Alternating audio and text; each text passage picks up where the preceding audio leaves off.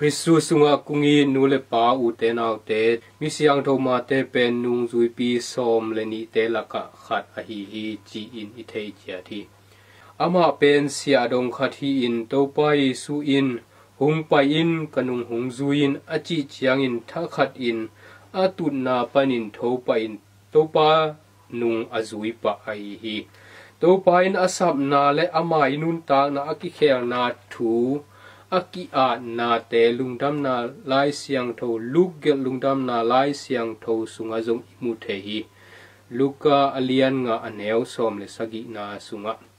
tua sunga luka in mi siang tho ma te pen levi chi in na a thi a hi zong in mi siang tho ma te gel lungdam na lai siang tho sunga sia dong pa chi in ama le ama naki gen hi tua hun lai takin Palestine gama ommi te in sia dong te anak mu da ma lamu zong ama in thei gi ge hi Palestine gam pen room uk sung hi in room kum pi te tunga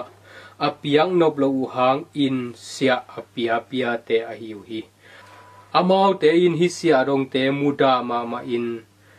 zong mu da huai tak piu hi amau gam ke kumpi te tunga sia apiak na u hangin amau te in hi sia dong te zong gam u kumpi te to kibangin nang mu da ma u hi hi sia dong te in kumpi te I don dinga athu piak za sangin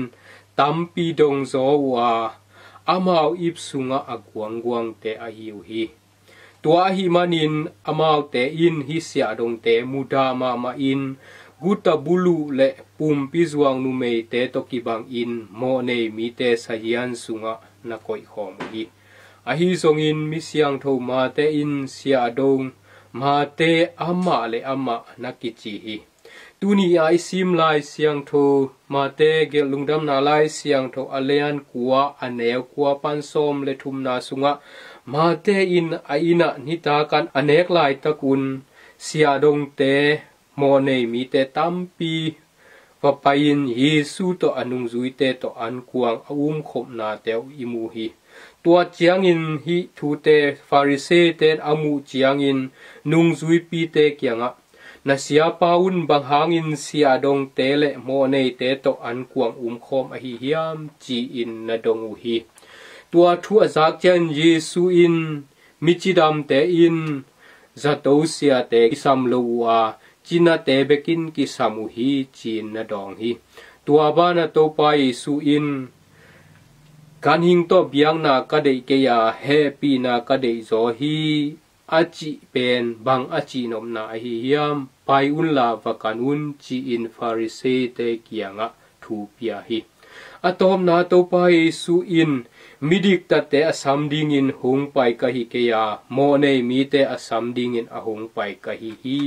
na chi hi to pa Yesu in ei mo nei mi te hung in ma in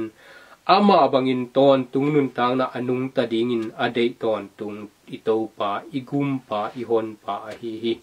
mo nei te hung it ichi tak chang I mo na I khial na igam ta sian na ta I thiloin ama I si san to hung le sa ei ama ta te mo nei mi te ngi tin mo na sunga bual loina ama to ki bangin aton tung anung ta ding chi ade na ungi na ungla na hi ei mi mar khat chatin mo nei ei te hungi to pa in sia dong mo nei mi pa hi ma te asam ma bangin ei mi mar khat chat I lung sim kong khak te ng kiu den hi tua hi manin mi siang do ma te in to pa nung thakhat in thoin azui ma bang in to pa nung zui in lungdam na thu ni simin inun tang na sunga agel a lungdam na thu atang ko zo te iswan na dingin to pan mi mar khat chat thu pha hung pe ta hen